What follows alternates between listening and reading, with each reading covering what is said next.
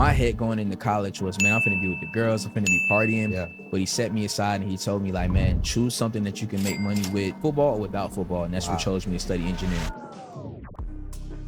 When you learning, doing, and you still got rent, you still got bills, you become desperate. Facts. And desperate people do desperate things, right? You know what I'm saying? Once you leave high school, it's a business. Now, honestly, in high school now, it's even a business. Nowadays, like everything they got. But especially in college, it's a system and a business, right? Whatever you do, not only, you know what I'm saying, represents yourself, but represents the team.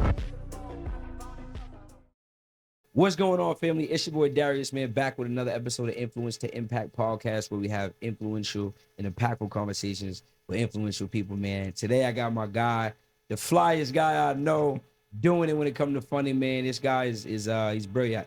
You know, I joke with him all the time, I call him the Black Alex Hormozy, man. This dude's so focused, and he really just changed their lives. Like, I've been able to see him online, and he's just super attentive to detail. And a lot of people do funding, and you know, he's gonna talk a lot about some things that we don't traditionally talk about. Got my guy Stedman Waiters. What's going on, fam? What's going on, brother? Not Glad much. to have you. Got the green on today. Yes, sir. Great minds think alike. Yes, sir. Yes, sir. Green for the money team, man. Yes, sir. But I appreciate you coming on, bro. I'm super excited because I know you have, to say you got a lot of game would be an understatement, man. So today we're really gonna get into it. Funding, running a funding company, and really just business. Because, you know, as business funding specialists, I feel like a lot of us like business consultants, 100%. right? Like, we love on people, we help people really just grow, right? So before we even get into the game and stuff, though, I love for my audience to be able to see not just you now, not just you making hundreds of thousands of dollars, impacting the world, but more so how you got to this point. Because I say money is about who, not how, right? Who you have to become. And we talk, and I know a lot of your core values and what you stand for. So tell people about, before you were this guy, what has the journey been like to becoming this person? 100%. So I'll start from the beginning, man. So I'm one of 5 siblings. I'm the oldest, right? Single parent household. Never had my father in my life, and I honestly never told anybody this, but my father actually played in the NFL. Never spent any time with him. Never spent any time with him at all. I didn't even know that. I'm 28 right now. I've probably seen him maybe 4 times in my life. Maybe, right? So at an early on point, man, it was just like pressure to make the right decisions, pressure to set the tone for my siblings, right? I didn't come from the best background. I wasn't growing up in the hood, so to say, but my mom did the best she can do with 5 kids and, you know, not the best job, you know what I mean? So it was a lot of like trials and tribulations to really get to where I'm at today. But I feel like that empowered me, that leadership at an early age, because I was the man in my house. I was a boy, I was a boy, but still the man in my house because of that. And that kind of led me to always make the right decisions throughout my life. So I always had that critical thinking on, okay, if I do this, what's the consequence of it? What happens after that, right? Fell in love with football. I guess that's one thing I did get from my dad, just a passion for football. Being, like I said, a young black boy, man, just having aggression, not having a father figure, just wanting to channel that into something. And it was football. Love football. All I cared about was football, man. Football every single day I'm wearing. You know what I'm saying? Just, you know, high school, man, just the games and different things like that. Was really, really good. Ended up going to a Division I school, Georgia Southern, playing football there. What stuck out to me, though, during my recruiting trip there was actually one of the seniors. He told me straight up, like, yo, bro, I've been here 5 years, and I'm going to the military. He said, when you come to this school, if you decide to, don't let them choose your future for you, right? So my head going into college was, man, I'm finna be with the girls, I'm finna be partying. But he set me aside and he told me, like, man, choose something that you can make money with football or without football. And that's what chose me to study engineering. Yeah. That's dope, bro. It's crazy because I literally, with the past guests that I just had, like, I say, and everyone that sits in this chair, everyone, is always the same concept. What happens to us actually happens for us, right? Like, for example, you not having that relationship you want with your father, but if you obviously, you would have preferred that probably, but it forced you to become something different, grow up early, be the leader of 4 siblings plus whole moms there. That pressure right there, because most people have never dealt with something like that, they can't reenact that. It's 100%. It's not on you, it's in you, right? So that makes sense. Even when I hear that, I never knew that about you. So now, okay, the maturation level, it makes sense. He's been doing this since you've been a young boy. So now transferring that into business is easy because it's not something that you have to think about. It's really subconscious, right? And then when you talk about your football journey, you know, we go into college, we like, I'm outside, where the ladies at? I'm partying. But nah, someone pulled you aside again, happening to you, not for you. And they said, nah, you need to understand that it's bigger than just these 4 years. This is going to be the predictor of your life, essentially. Yeah. That's dope. So talk about, you know, I come from Division I background as well, former walk-on turned starter. So similarities there. Probably wasn't as talented as you because you were on scholarship out the gate, right? Yeah, so low differences. But let's talk about football, the skill sets that is developed in you and how they're transferable into the business Stedman Waiters that we see now. 100%. So for you guys that don't know, Darius already knows, but for you guys that never played football, once you leave high school, it's a business. Now, honestly, in high school now, it's even a business, like everything they got. But especially in college, it's a system and a business, right?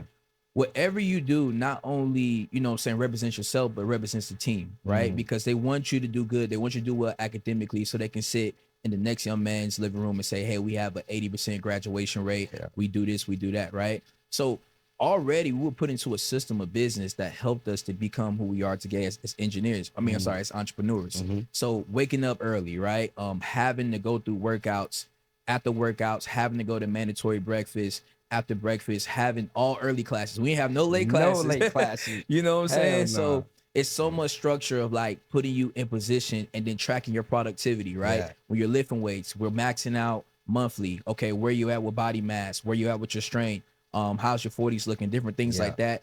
All that productivity helps you to become great at business. You know what I mean? And then even just the adversity part, you gotta look at it. When you on a bench, when you're not playing, it's like you want the best for the person in front of you, but you also want to outbeat them. So it's like one of those things where it's a competition, but you're not hating. Absolutely. And I feel like it's the same when it comes to business. You know what I'm saying? 100%, bro. Now that's a bar. and even just you saying that, I don't think a person could really like fathom. Like we're talking about 6 a.m. workouts, 8 a.m. class, 9 a.m. class, 10 a.m. class, 11 a.m. class, pre-practice film, go get dressed, practice, post-practice film, mandatory study hall, then come home, try to get homework done, and then try to live somewhat of a normal life. It's like for 365 days, for 4 years straight, you're so programmed on structure, discipline, and you would never miss a workout. Like you would never even think to show up late. Like, bro, I be laughing like we be in this world. Oh, I'm running 10 minutes late to my Zoom. Or I'm running 10 minutes late to a meeting. Or you would never even fix your mind to even think to show up late to a workout. Bro, I'd rather cheat on a test and get caught in college than miss a workout. That's a fact. I'd rather be in a class and the professor tap me on the shoulder like, "What you doing?"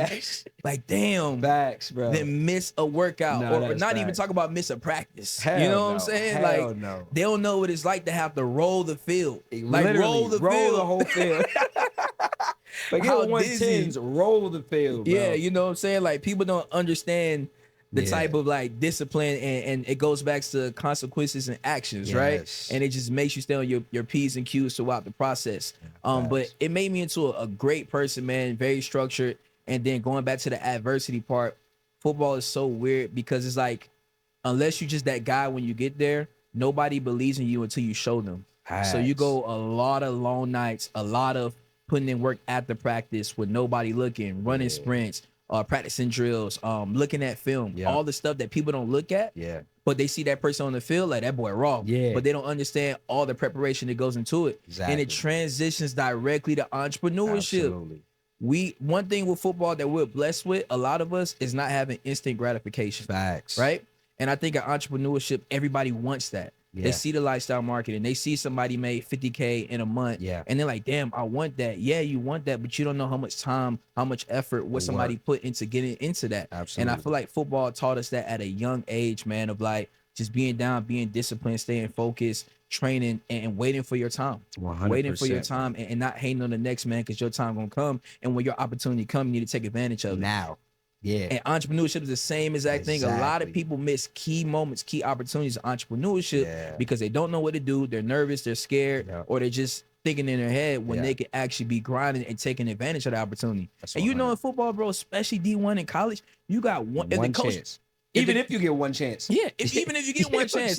And God forbid the coach really don't want to play. You just playing because somebody injured. Exactly. And you got to go in there and go down. Like, bro, my first year, I was, like I said, coming from a walk-on.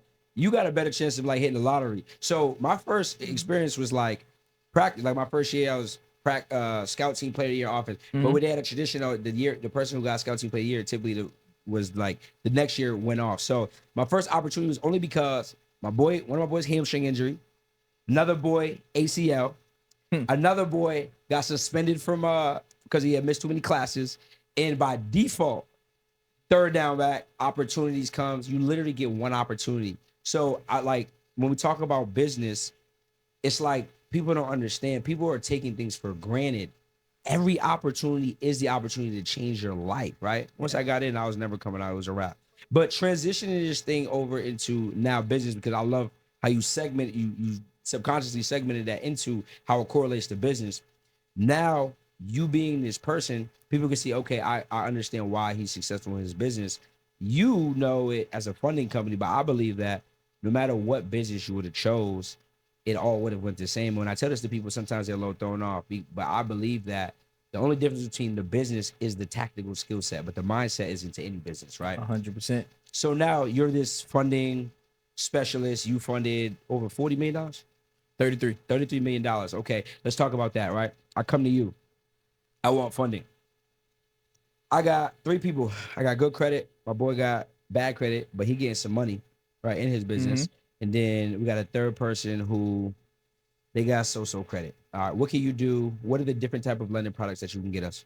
100%. So when you're starting to fund a company and where you're analyzing a potential merchant or client on how can you fund this person, you always want to ask, obviously, what's their credit score? Do they have comparables? And then asking what type of business revenue that they have. And then another 2 key questions that people don't ask that's really, really beneficial is, what are you using the funding for, right? And how fast are you looking for the funding, right? So once you have those 4 categories, you're able to really structure and see how you can actually assist the person. Okay. Like you said, if somebody has bad credit or decent credit, halfway decent credit, and they have revenue, and they say, hey, look, I'm looking to purchase a grill for my restaurant, then maybe not pushing a merchant cash advance or a business term loan, but maybe going down the equipment financing route. Okay. Can you give me an invoice on this equipment? How much is this equipment? We look at your credit. Do you have comparables? All right, give me a buying order and we can get this deal done. You know what I mean? So it's understanding the need of the client, and it goes back to, like you said, consulting more so than selling, understanding the client's pain points,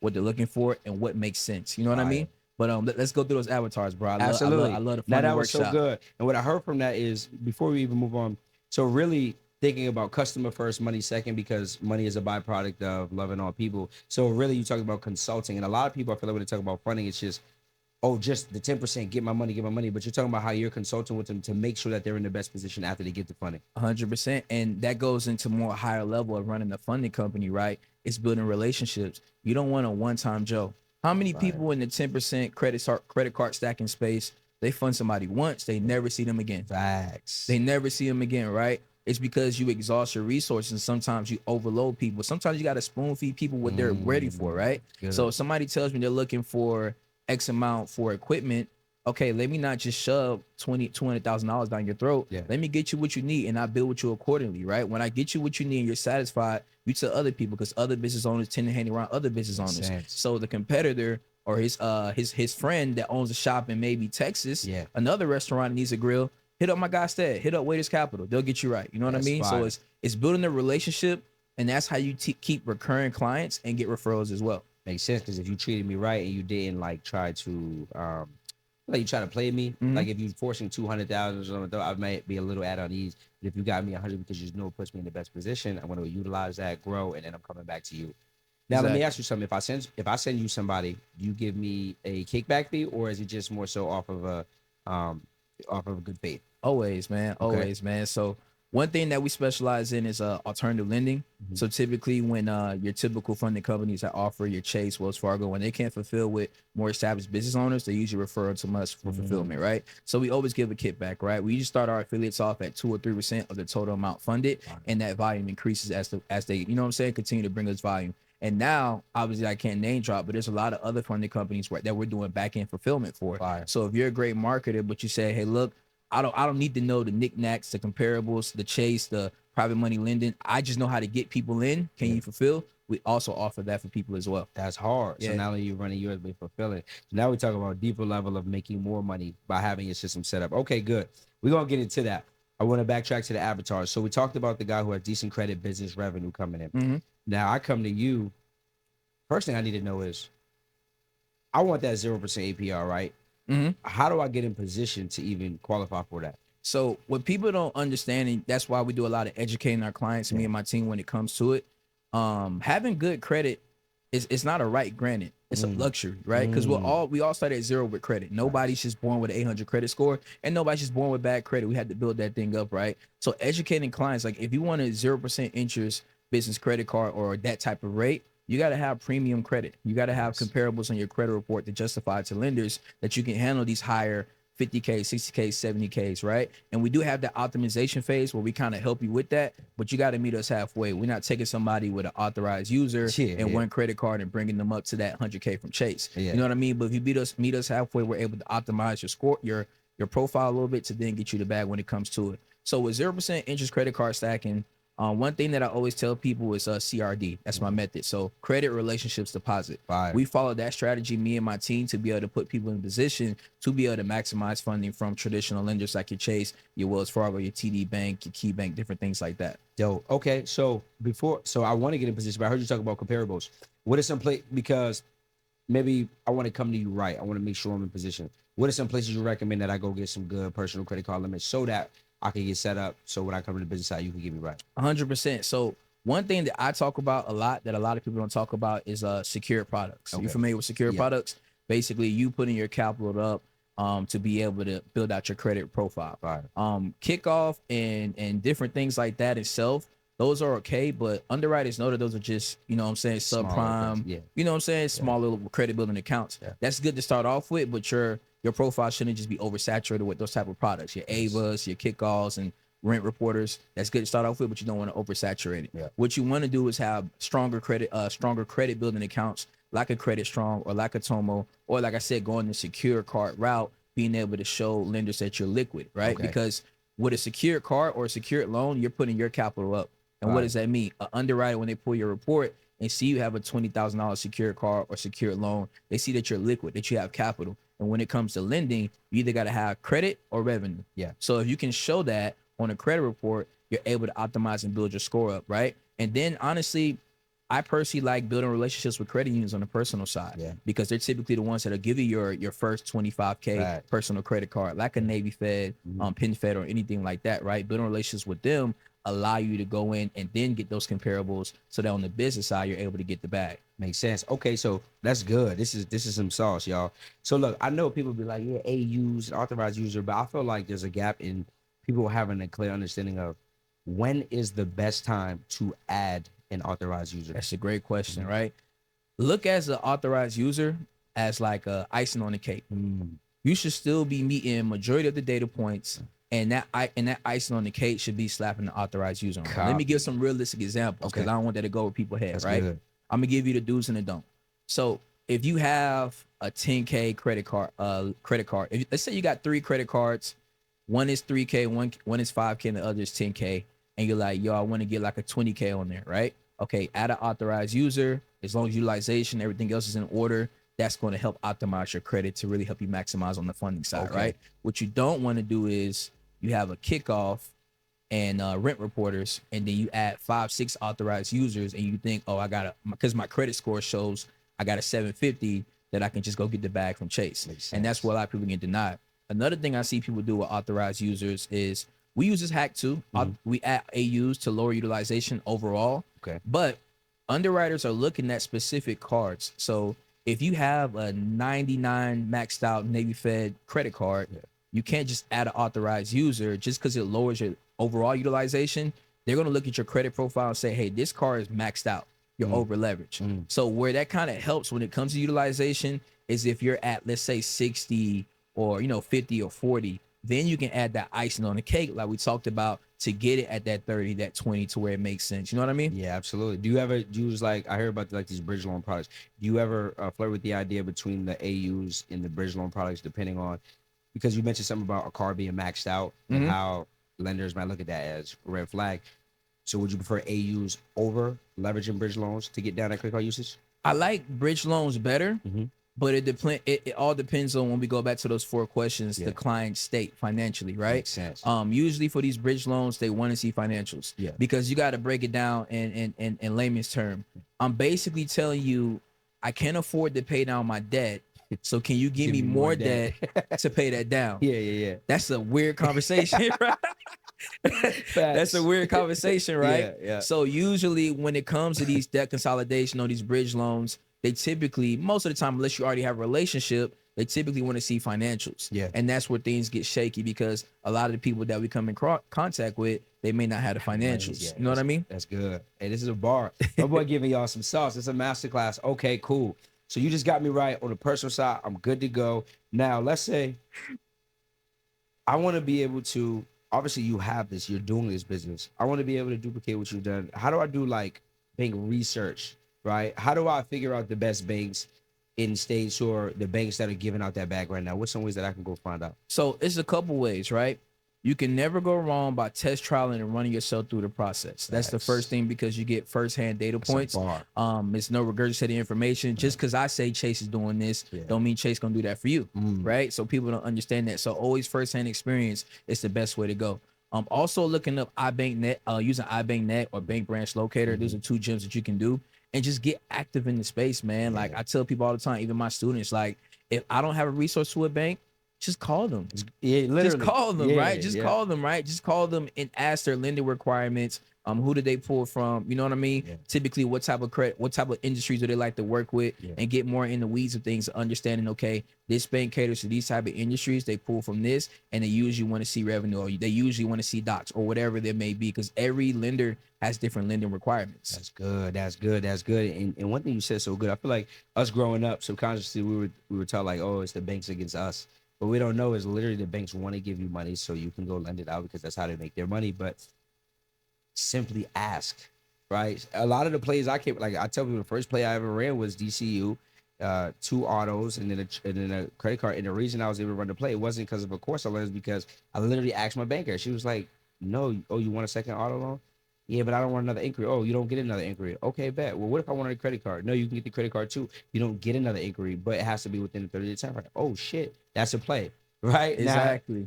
Now, but we have to ask the right questions. So if y'all listening, he hit it right on the head. Literally ask all of the questions, and you will get the answer that you need. Okay, cool. So now I know how to do bank research. Now I'm like, with Stedman, I want to do what you do. I want to start making 10% commission. How you do it, right? Is it a lot of overhead? And what are the first 2 or 3 steps that I need to know? 100%. So, no, it's not a lot of overhead in the beginning at all. Really, I want to go back real quick before I answer that. Yeah.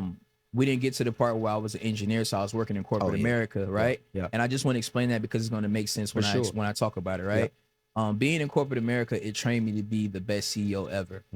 Simply because when I was working the job, I hated going to weekly meetings. I'm like, bro, why do we have these meetings? Talk about the same thing. Yeah. But I understand it builds mindset, it builds culture. You keep the goal, you know what I'm saying? Top of mind, priority, right?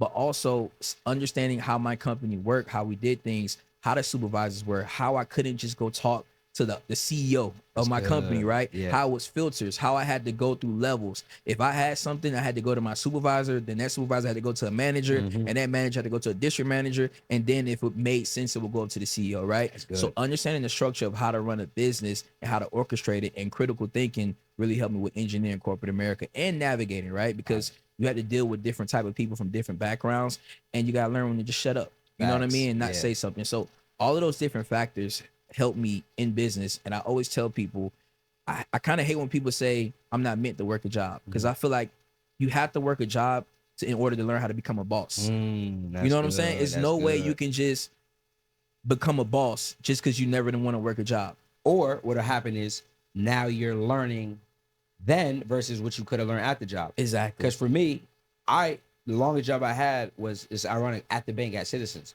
It lasted 6 months, learned nothing about credit and stuff, but I wasn't a great employee. But what I realized is you're 100% right.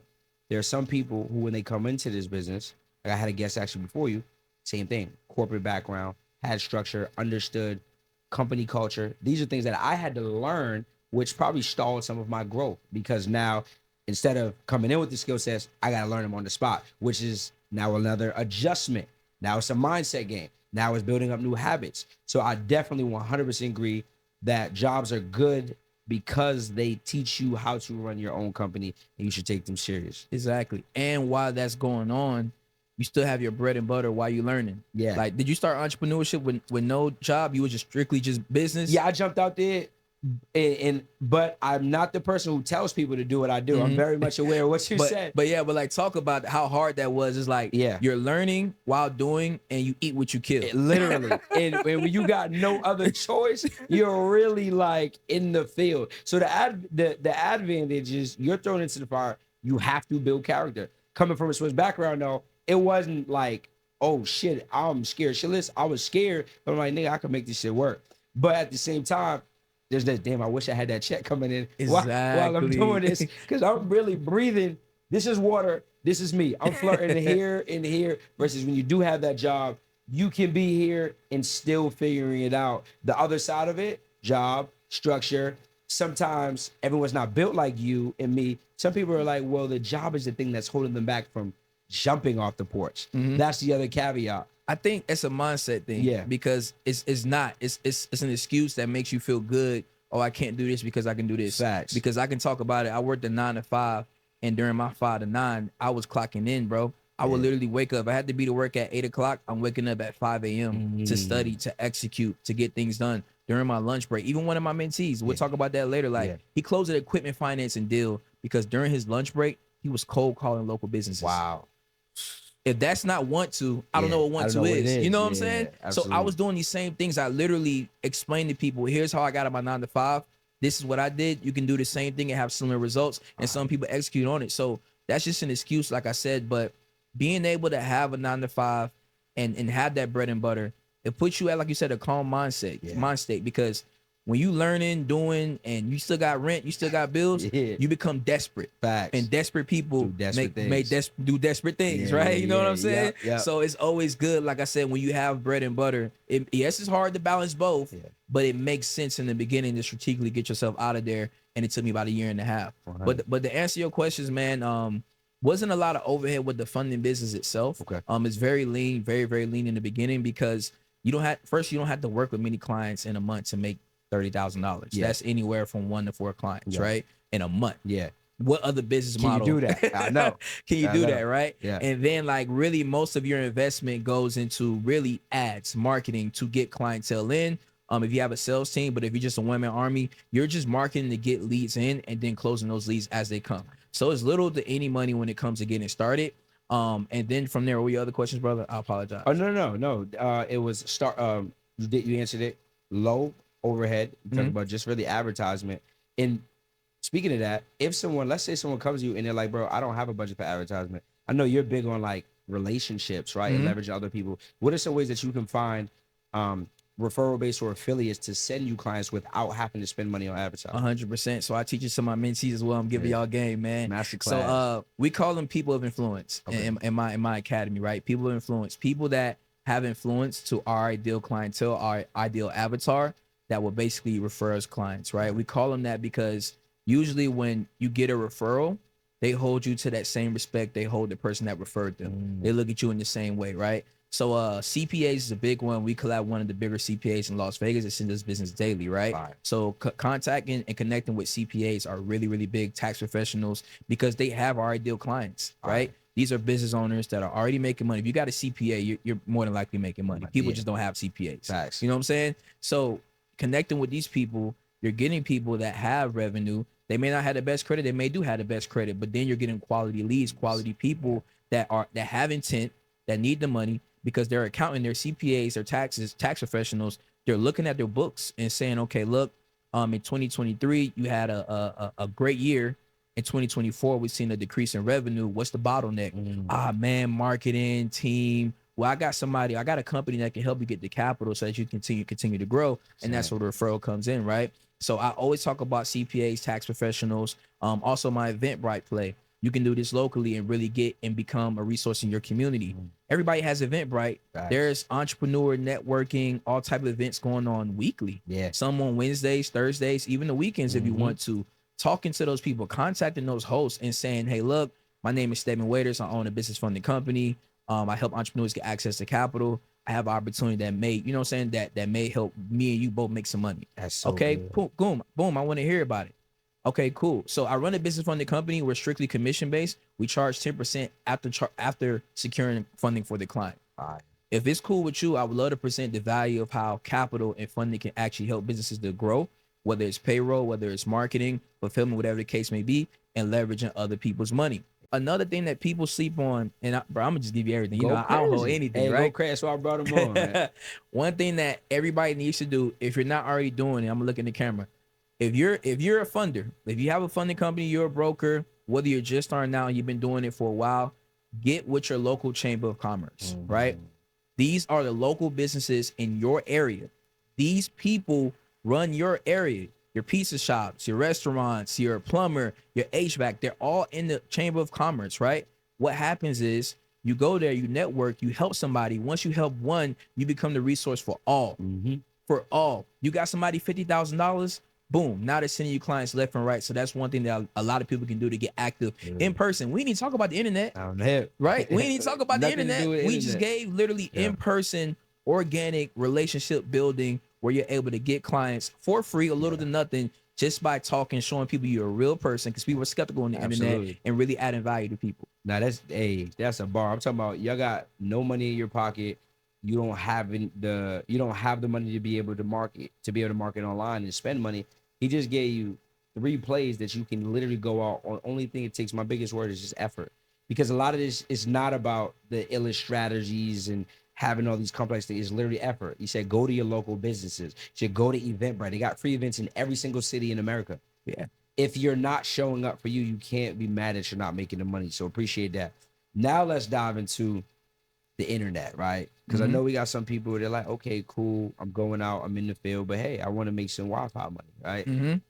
How can they leverage social media? Actually, I won't even say social media. How can they leverage the internet? Because I know you're doing some work with Google as well. How can they leverage that to build their funding company? Yeah. So what type of budget does it take? Perfect. So me personally, to realistically see like a return or a ROAS, a return on ad spend, I would say around 1,000 to 2,000 is a pretty decent, budget. Yeah, a month. Okay. A month. Yeah. Cool. Just because like our profit margins are so high. If we get one person for spending $1,000 and we get them 50,000, we profited 4,000. We made 5, you know what I'm saying, gross, and then we net 4. You know what I'm saying? Who wouldn't spend 1,000 to make 4,000? You know what I'm saying? When you look at it that way. And as a business owner, especially if you're in the startup level, you got to start looking at money as that. It's not you kicking out 1,000. It's spending 1,000 to make 4,000, 5,000. So start looking at that if you're not already at that stage, right? So I would say that being consistent and active and adding value to your audience is the biggest thing, and showing people why funding, why capital is needed in the workspace, right? And that's typically where you get a lot of your startup entrepreneurs that want to get in entrepreneurship that may not have the capital but have the credit. What I like to do when you get on my side and really like building a bigger business is you got to find where their intent's at, and that's Google Ads, and that's what we use, right? Because every time we need a solution to something, what do? Yeah, we go out and we Google it. Exactly, right? So if you can be that resource, if you can be that business that pops up when somebody says business loans near me, business funding near me, right? You're going to have that lead. That lead is going to click on your page and apply, right? So that's kind of where we're at with it. Meta ads does work good. However, I stopped personally using meta ads because I seen there wasn't a lot of intent running meta ads, and then running the 10% model, it wasn't very effective because you spend 1,000, right? And you acquire a client, and going through the traditional funding, you may not get paid till 2 or 3 weeks later. It's a big payout, but it's a delay. But you got to continue spending money on ads. You know what I'm saying? So I didn't really like that model. And most of the leads that we were getting from meta ads typically were unqualified or bad quality leads. So I'm really, really big when it comes to Google, because more serious, more established business owners, when they need an answer to something, they go there. And if your website, your landing page can pop up, you're going to get that lead. That makes sense. I'm just curious. Have you, because they say YouTube is similar to that in terms of quality. Have you ever ran like YouTube ads? I personally never, just because I'm transitioning from like personal branding my business to actually having it as a standalone business, right? Gotcha. Because for you guys that's at that level too, right? It becomes a hurdle, because when you brand and you add value, you're known as the funding guy, and you say now, hey, I have 6, 7, 8 employees, and like I'm not talking to you, they're going to talk to you. they buy into you, they like you, so they expect that they're going to talk to you, but that can't happen because now you're not allowing yourself to scale at a big level. That's good. Hey, this is fire, man. Okay, so now I feel like after listening to this, I feel like I can get this started. I feel like I go make my first 10, 15,000. And I know you got students that's going crazy. 100%. Talk about some of the people who come through your program and the things that they've been able to do. Man, so honestly, it just happened recently, a couple of days ago before here. So I had a February challenge. I do challenges monthly to really help my students go out and get to it, right? We had a beginner bracket and an advanced bracket to make it fair for people that just got into the academy and people that's been cooking for a while. So the biggest win of this February was actually my guy G from Boston too, right? Yeah. He made $33K in 35 days, bro. He didn't say 3,300. He said 33,000 in 35 days. Yeah. 33,000 in 35 days. He came in and straight executed. And then a strategy that we talk about as well is offer stacking. So we do that a lot in our business, and we teach that to our students. Offer stacking is basically stacking multiple different offers or products to be able to maximize your potential, right? So, you know, in my academy, we have age corps. We do alternative lending so we can help business owners that have bad credit but revenue get access to capital. We do the credit card stacking, so the 0% interest, 10% on the back end, right? And then I also teach a little bit of credit repair. So you can get very savvy with that, right? You can pair the credit repair package with an age corp and be able to get more upfront cash collected. Or you can even, if you got a client in credit repair and they have a cash flowing business, but their credit is not there, you can still go to alternative lending route, get them some funding while still fixing their credit to then later on get them more traditional lending with your Chase, with your Wells Fargo, right? Or even, I'm gonna get nasty because I'm really in it, right? One thing we do as well is if we have a client that has 2 years of business tax returns or showing profit and they're more established, let's say we're doing an SBA 7A for them, right? Those can take about 90 to 120 days. That's a long time to wait for working capital they need now, right? You can pair them with an MCA, or if they have good credit, you can get them, you can go for credit card stacking. You can get them 100K from Chase, make your 10% now, while the actual SBA is still in production. So you make money on the front end, and then when that SBA actually fulfills, you make money on the back end as well. So offer stacking and pairing is the nastiest thing you can do, bro. Hey man, listen, man. If you ain't get 100 million worth of gain in it, you just hate money. Listen, I gotta know, how can the people? Yeah, I know people want you to do it for them, of course. Man, I'm trying to be like you. If I'm someone, I'm trying to do what you do. How can I tap in? What do you have available that you could teach me? 100%, man. I do a free funding workshop every Sunday. Just show up and get game, add value, become a sponge, and just be open and just think bigger. That's one thing. What's the website? Fund2access.com. Fund number 2. Fund to access. I'm sorry. Yeah. Fund2success.com. Okay. Yeah. Fund2success. Listen, I'm finna be in the class, man, and y'all know I do this, but my boy went crazy on here. So fund2success.com. I'm gonna have that link in the bio. He just gave y'all some sauce. Make sure you drop the word sauce in the comments if he went crazy. I might have to bring him back. He went so crazy. But listen, I like to end off with a few things. There's someone who's watching this and they heard your story and they relate to it and they're like, I need some 2 tactical steps that I can do to change my life because I'm in a dark place and I'm trying to change that. What are 2 tactical steps that you could tell someone to change their life within the next 3 to 6 months? Man, I would say mindset and environment. Sometimes, especially if you're not in those environments, you think the internet is fake or people making money is fake because you're not exposed to it, or you don't see it, right? So get into the environments. Like you just hosted a free event yesterday, bro, around a couple millionaires. Get into those environments, right? And I would say coaching and mentorship. You got to understand what those 2 things, get into the environment and getting the right coach or mentor.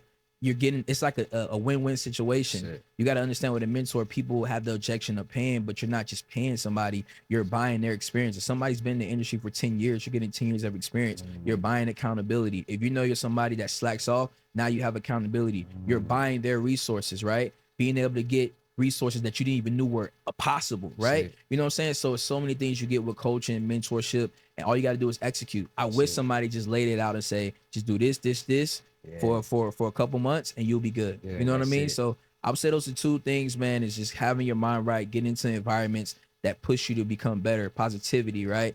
Don't be alone if you're going through a dark state, you're depressed. Stay positive, stay around positive people and get around the right people, and then get the right mentor or coach that can help you get to where you want to go. Damn, my boy just went so crazy. Skill set, mindset, tool set. And where can the people follow you at on all platforms? Yeah, man. So you can follow me on Instagram at Sted.Waiters, on LinkedIn, Stedman Waiters, Facebook, Stedman Waiters, and YouTube now. So I'm posting content on YouTube all the time, adding value for any of those that are looking to get into the funding industry or even trying to fund themselves or have a business. You know what I mean? Stedman Waiters is my YouTube. Man, my boy Beast, man. Real talk. He on a different level with it, man. He had another episode of Influence to Impact podcast, man, where we have influential and impactful conversations. Today was one of the ones, man. Make sure that y'all like, comment, share, subscribe. Share this out, man. Don't be cheap with the information. Don't hoard the information. A lot of y'all saying your environment isn't conducive to your growth. My man just gave you some game that your whole circle could probably use, because even as high-level entrepreneurs, I'm going to be tapping on with them, right? So make sure that y'all lock in so y'all don't get locked out, and we'll be back, man. Until next time.